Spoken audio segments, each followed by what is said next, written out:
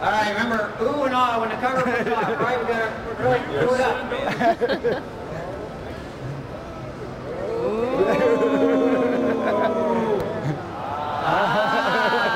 There you go. There you go. There you go. Look at that creation, huh?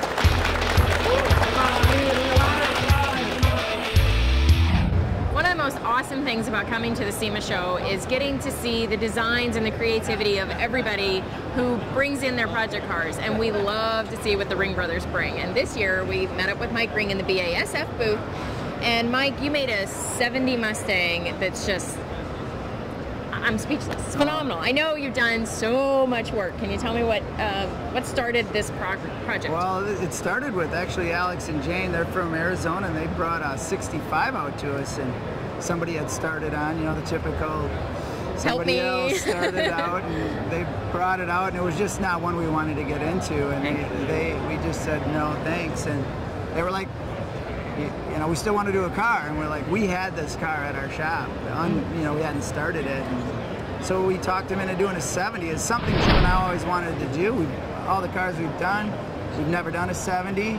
It seems like the year of the 69 70 at SEMA, but we've been working on it about 2 years. We're excited to do it for them, and it started out, like you know, they morph into a little bit more than we or they anticipated, but we're pretty happy with the result. The motors, we've been on the Roush train for a while. We've got a Roush 427 also in this, and again, it's just what we know, and fitment, how they run, you know, if they're going to be there when it's all said and done. You know, we really put a lot of faith in that, and it's got a Tremec, a 5-speed in it, and a Detroit speed quadrolink with true track, and how about brakes?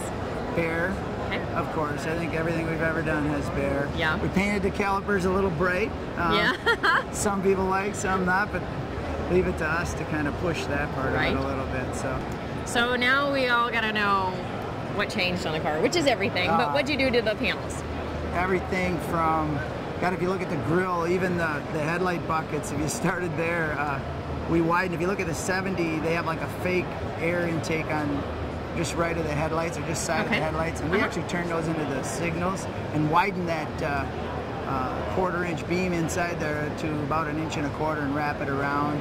The whole front fascia we cut out of foam, made molds. They're all carbon. The front fascia, the lower air dam, and we made it a little Trans Am where we brought that flare into the fender and actually incorporated it into the fender. The hood, obviously, we made a dual shaker and put the air cleaners in the cowl to suck the air there. Flush mounted the glass, which is, you know, everybody's doing now.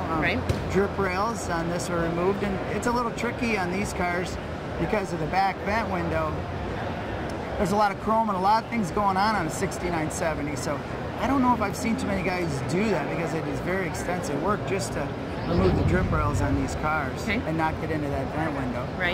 We changed the cut line on the doors again, because we've kind of been doing a lot of that, but we've actually, if you look at them, it makes the car look like it's moving. We added about 1.5 inches, I think, to the door bottom and cut it in an angle, so this car actually looks like it's leaning, like it's just ready to take off.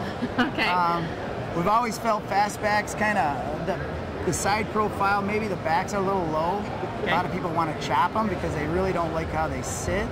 The windshield looks high, but we actually added a blister on the roof and put a brake light in the back, just for a side profile look to square up the car from the sides. The trunk is all carbon. All the end caps we made, we always felt the 69 70s looked like they were backed into a wall. Everything was like flat and shoved up. So we extended and moved it back, and it kind of gives it that look of motion again, where the car's wanting to lean forward. Ready to run. And the whole back end of the car is like a puzzle machine work. Yeah, we noticed that. Stacked on top of each other. The bumpers are all carbon. The belly pans, if you look at it underneath, those are carbon. Even some pieces in the wheelhouse. Cool. Now, we know you guys are really cool in your interior and a lot of little widgets and gadgets and things. What did you guys do to the inside? the inside we got it, and really the owner liked the GT40, so we kind of stole that idea of a GT40-ish dash, and again machined the faces. We used classic instruments. I think they're that Steve Mole gauge. Okay. Very aircraft looking, and brought the console down into it with kind of the holy you-know-what handle for the passenger. Yeah. And, so, yeah, I mean, like the blister in the roof, we actually made it look like it goes up on the inside. All the visors are nice. I mean, Steve at Upholstery Unlimited just works so well with us. Good. Again, I hate giving his name out because he's getting it's more getting calls, out isn't there, he? yeah, but well deserved. Good. Well deserved. And how about the actual bodywork? I know you use BASF paints. Oh, absolutely. And what colors did you use? This one, we call it Dragon Blood Red, but it's actually a BMW color. It's called Barbero Red. Alex actually works for a BMW dealer, and I think it worked good with the gray, and the car flops a lot. Yeah. And to me, the best time to see this car is at night, toward night. Cool. I think it comes alive then. Cool. Well, Flowmaster exhaust, you know, they've been with us. We've been using them for a long time, and it's really the sound is what we like. And it's still full of royal purple, right? Oh, absolutely, royal purple. We're actually going to have, you know how Mobile One does the thing. We're doing all royal purple, just little fluid symbols on all our things, just to give it that OE touch. Yeah. Because we really want to make it look like, again, a manufacturer built a prototype car. That's kind of what we think about.